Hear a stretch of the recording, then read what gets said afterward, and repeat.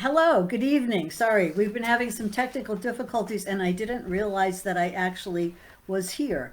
That said, I want to thank you for joining me. I'm a little bit late, but I will give the whole talk. I'm Pamela Bailey. I'm the lead practitioner at the Center for Spiritual Living, Pleasant Valley in Camarillo. And I chose this title just after the Omicron variant showed up of COVID. It's like, what now? It's like, haven't we had enough already? We thought that maybe things were opening up. And so that's why I chose this, because what we know about COVID is that we don't know all of it and that there's so much that we would be well served by knowing. And it's not the only thing that we're dealing with. So we know that there's COVID. We know that we're going to be dealing with it for quite some time. But there's so many other things that we're also dealing with. There's the environment and climate change, rising temperatures and rising sea levels, storms that are fatal and fierce, extinctions of plant and animal species, droughts, floods, earthquakes. Fortunately, we haven't had any here recently. And rising sea temperatures, melting glaciers and ice packs, and the valid question, oh, okay, sorry. Then there's related damage to the earth with oil drilling and deforestation, where they're taking forests out and making developments or raising cattle. So all of these things, it's like, what is going on here? And then in the economic realm, there's massive challenges. There's been a lot of unemployment. There's the danger of hunger and evictions. There's very volatile stock market. There's national indebtedness has gone way up. The gap between the haves and the have-nots has increased, and the middle class, as we once knew it, has pretty much disappeared. That said, oh yes, and so not only is there unemployment, but there's a chance of evictions and hunger. So economically, things are at best, how would I say it? At best, they're challenging. And then there's social and societal issues. There's discrimination and racial injustice, gender discrimination, prejudice in general, lack of access to quality education, violence and distrust are running rampant, and there are polarized and fixed points of view. And don't forget corruption almost everywhere, both in business and in government.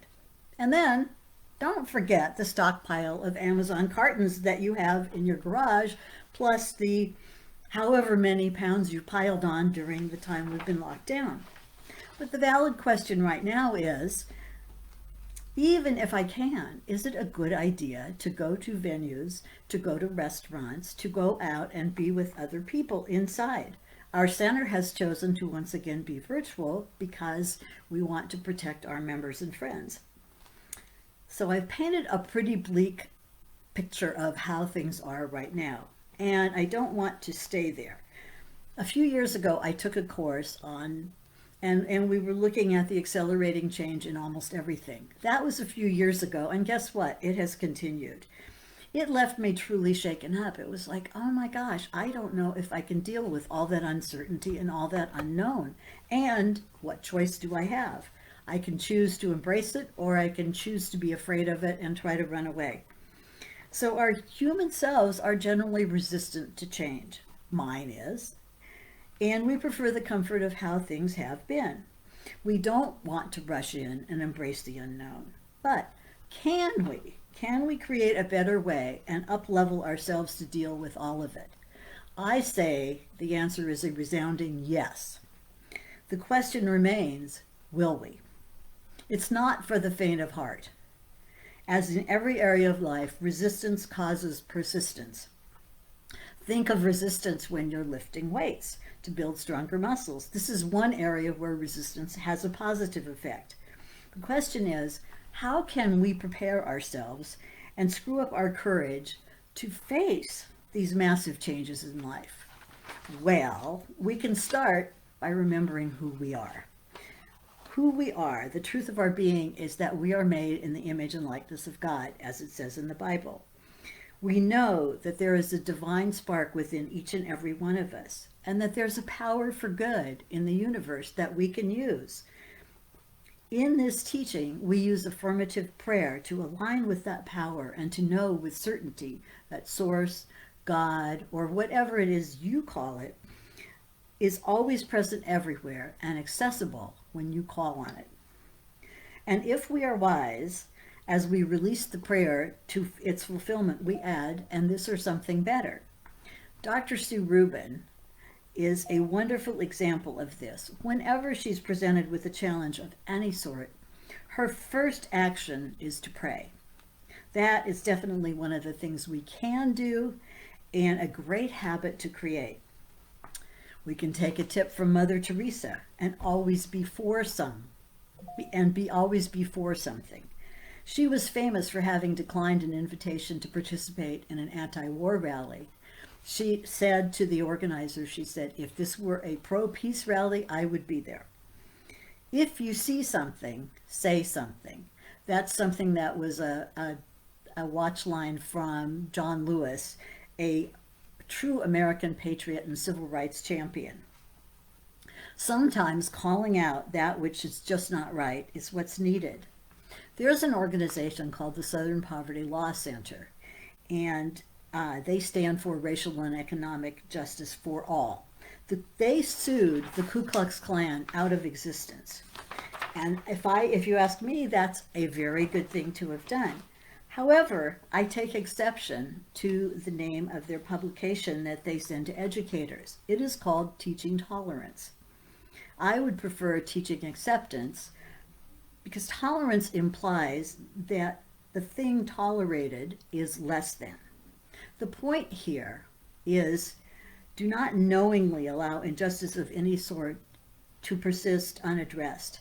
Areas I would include in this is access to good public education for all, voting rights in our democracy, fair and prejudice-free treatment of women, minorities, and those across the gender spectrum, and health care for all in this richest planet on Mother Earth.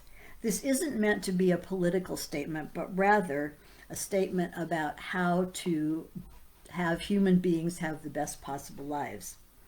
These are many areas where we can speak up, and that's a place to start. Many years ago, we taught a course called the 4T, Tithing of Your Time, Talent, and Treasures.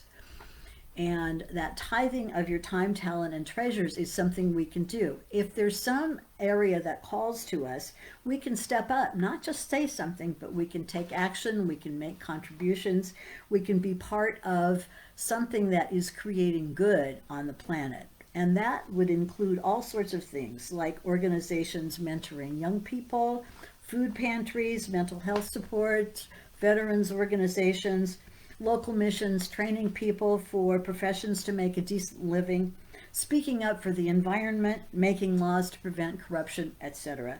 There are all sorts of ways each and every one of us can make a positive difference, no matter how big or how small. It all is important. Back to our dear Mother Earth. There's a documentary that is available on YouTube, and it's about what happened when wolves were reintroduced to Yellowstone. The wolf population had been exterminated, and results were not what those who did that intended.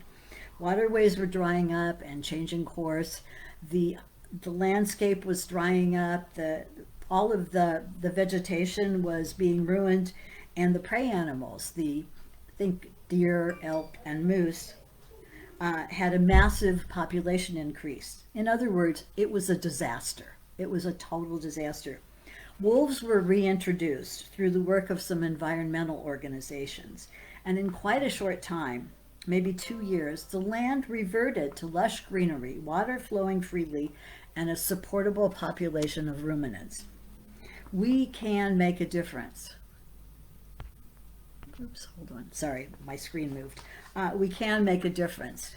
Make sure you are shining your light. It is very important to maintain our spiritual practices of meditation, prayer, gratitude, journaling, yoga, healing arts of any sort, and many, and especially being in nature and the ocean. Another thing to do is to be conscious of the people with whom you interact. There are various versions of a wise saying that your life, social, financial, mental, spiritual, health wise, and more, is the average of the 5 people with whom you spend the most time. Choose wisely. Share your dreams and aspirations with those who will support and cheer you on. My dear mother, who was the queen of wise sayings, used to say, "Don't throw your pearls before swine." And I would call that a good thing. Sorry. Don't throw your pearls before swine. Use discretion in your choices and do not let the Debbie Downers sully your dreams. Be the person that they're happy to see coming, not the one they're happy to see leave. Be kind and compassionate. Those with whom you disagree have had a different life than you have had, and had you had theirs, you might share their point of view. It's not worth making an enemy or causing ill feelings just to be right. And this is huge, absolutely huge. Our culture places a great deal of attention on being right and knowing. And sometimes it takes us down that rabbit hole of darkness and dissension. Focus on what is wanted, not what you do not want. We find what we look for, and who wants to find the negative stuff? Someone recently asked me to name some of my pet peeves. Well, I came up with a few, and I was getting into it, and I thought, no, I don't really want to find any more. I'm sure they're there. So I requested that instead we look for our favorite things and things that make us happy. That is a truly much more fulfilling search. Trust Mother Earth. She is wise and she is powerful, as the story of the wolves in Yellowstone showed. With our help, she can and will restore herself. Do what you personally can to avoid or undo damage and to bring a new paradigm into existence. Remember the phrase from long ago, reduce, reuse, and recycle? In that order, that works for anything, but particularly for plastics, which do not biodegrade, being a petroleum byproduct. There are huge plastic islands in our oceans, and they are not biodegradable, and they just continue to float around. There have been a few somewhat successful efforts to ameliorate this, and I believe that human ingenuity will come up with a solution, because almost all of our seafood has plastic residue, and it's killing off our oceans. Extreme times do call for extreme measures. I live in the city of Los Angeles, and when the pandemic first started, I saw these beautiful photos of downtown Los Angeles and the mountains surrounding the area. And how did that come about? Well, we stopped driving everywhere and the air cleared up rather quickly. That was proof that literally anything is possible when we come together and take concerted action. So, back to what now? Embracing the unknown. There will be more things that will concern us greatly, and that we do not know what they will be. We have a choice.